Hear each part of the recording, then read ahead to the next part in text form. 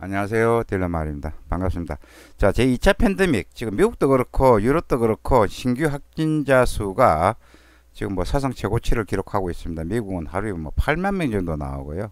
미국 백악관도 야, 우리 통제 안 된다 이런 식으로 지금 뭐 이렇게 이야기를 하고 있습니다. 자, 미국 증시 많이 빠졌습니다. 원달러 여기 시장에서 1130원 올랐었고요. 오늘 어떻게 될지 한번 살펴보고요. 자, 유로도 빠졌습니다. 유로 전망 해보겠습니다. 여기 시장에 원달러 1132원 부근에 거래되었습니다. 전일 종가가 1127원 정도 되죠. 27원 정도 대비 조금 올라가는 그런 모습이었습니다. 일단 1130원을 회복했기 때문에 기술적인 이제 반등이 예상되는데요. 한번 살펴보겠습니다. 뉴욕 시장에서 다우는 많이 빠졌습니다. 제2 팬데믹 우려로 다우 빠졌고 나스닥 빠졌고 S&P 전부 다 빠졌는데요. 미국제 수익률, 코로나19 확산, 안전자산 선호 현상 등으로 빠졌고 달러지수 올랐습니다. 93 회복했고 달러엔 소폭 올랐고 유로달러가 빠졌습니다. 유가 하락을 했습니다. 자, 다우지수 보겠습니다. 다우는 2.29 빠졌고 나스닥 1.64, S&P는 1.86 빠졌습니다. 아스트라제네카 백신 관련 소식, 고령층도 강력한 면역 반응 이런 식으로 뉴스가 나오면서 조금 장막판에 정신 낙폭이 줄어드는 그런 모습을 보이게 됐습니다. 중국이 이제 미국 상계 방위 산업업체 제재 가할 것 이런 뉴스가 나왔는데 그 이야기는 무슨 이야기냐면은 미국 이제 대만의 무기 대준 회사들 있잖아요. 미국에 그런 쪽에 일단 제재를 하겠다. 록히드 마틴, 보잉, 레이시언 등 미국의 상계 방산업체가 제재를 받을 것 이렇게 라오 리젠 중국 외교부 대변인이 말했습니다. 따라서 미중 갈등도 부정적인 요소를 미쳤습니다.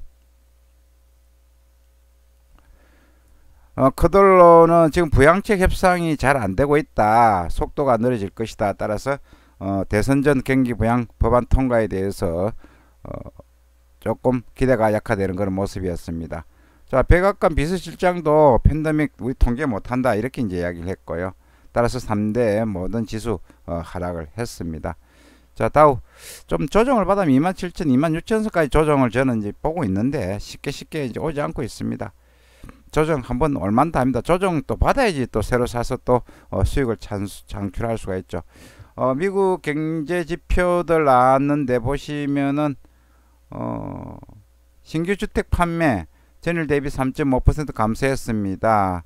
최근에 이제 미국 지표들은 괜찮은데 이제 9월 이제 신규 주택 판매도 조금 감소를 했습니다. 그 다음에 시카고 연은 9월 전미 활동 지수도 전일 대비 하락을 했고요. 자, 미국 상품 선물 거래인회가 최근 자료에 따르면 달러에 대한 투기적인 매도세가 여전하지만은 몇 주 전보다 매도 계약 건수는 많이 줄었다 이렇게 나왔습니다. 그 이야기는 이제 조금 달러 지수도 단기적으로 볼 때 너무 많이 빠졌다 이 이야기죠. 따라서 계속 여기에서 이제 매도를 하지 않고 조금씩 관망하는 그런 모습을 보이고 있습니다. 달러 유로가 많이 빠졌죠. 유로는 다시 요 뒤에서 한번 더 언급을 하겠습니다.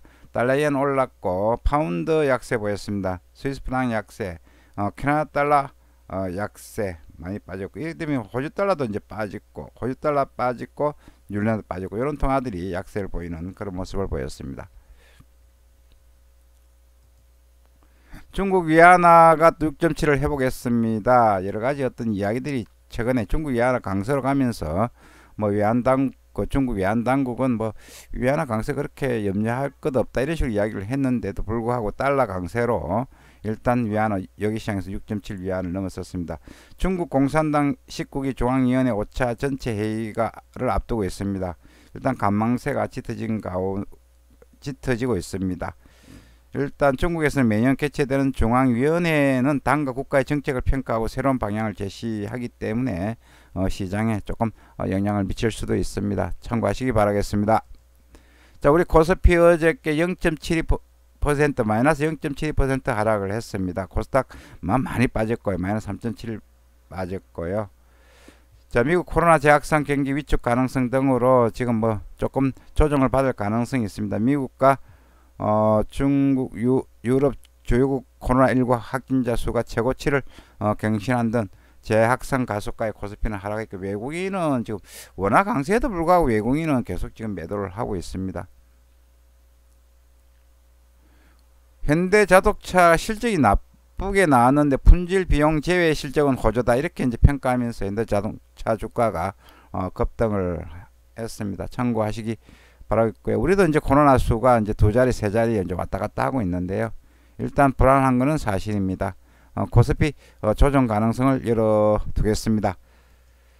자, 원달러 보겠습니다. 원달러가 1127원 70전을 마감을 했는데요. 19개월 만에 최저치입니다. 많이 빠졌습니다. 1283원까지 갔다가 1280한 7, 8원까지 갔다가 지금 1220원까지 굉장히 많이 빠졌죠. 한 160원 정도 지금 하락 빠졌습니다.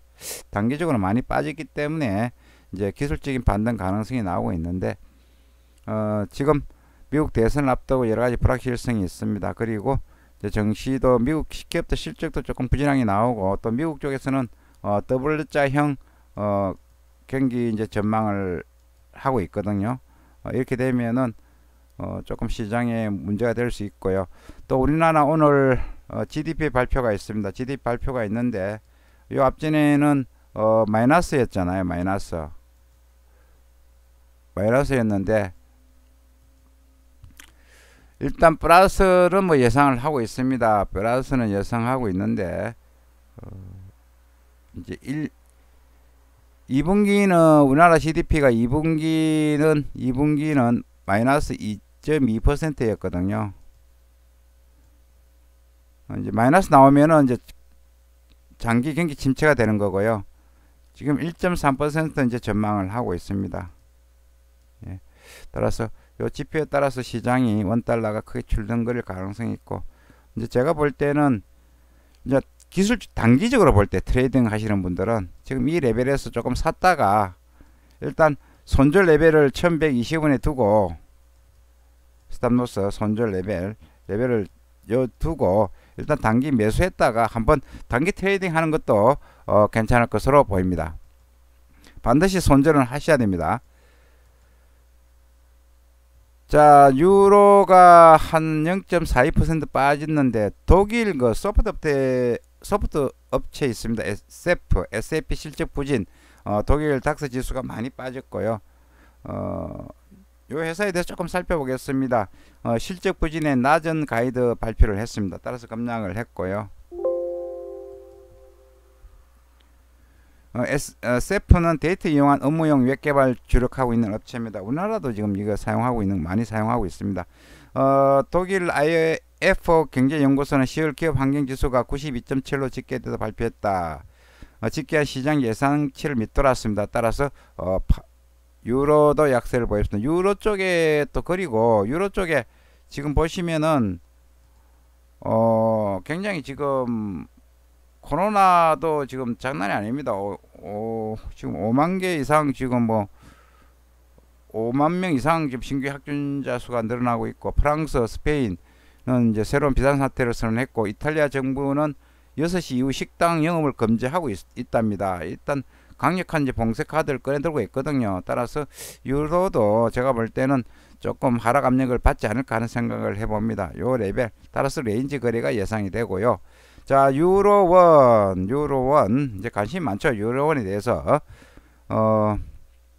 유로원 제가 볼 때는 이제 1340원까지 내려왔는데, 뭐 요 레벨 요 구간에서는 제가 볼 때는 뭐 요 구간 조금 더 빠짐, 요 구간에서는 요거는 바이하는 전략 괜찮아 보입니다. 단기적으로 이야기하는 것입니다. 바이하면은 이제 반등 가능성이 있어 보입니다. 자, 금이 올라간다고 진짜 예상을 많이 했죠. 금이 뭐 2000불 간에, 온서당 뭐 3000불 간에 뭐 온갖 이야기 예상이 다 나왔습니다. 근데 최근에 금을 들고 계신 분들 뭐 달러 들고 계신 분들하고 똑같은 신종일 것입니다. 안 올라갑니다. 지금 1900선에서 막 꼼짝 안 하고 있습니다. 따라서 당분간 이런 흐름이 좀 더 이어질 것으로 보이고, 미국 대선까지는 아마 이런 흐름이 이어지는데, 이제 삼각형 패턴이 생기잖아요. 그러면 반드시 이 뒤에서 새로운 어떤 큰 방향이 한번 나올 가능성이 있으니까 긴장하시기 바라겠습니다. 이상 국제금융시장 서울 외환시장에 대해서 살펴봤습니다. 즐거운 투자 되시기 바라겠습니다. 감사합니다.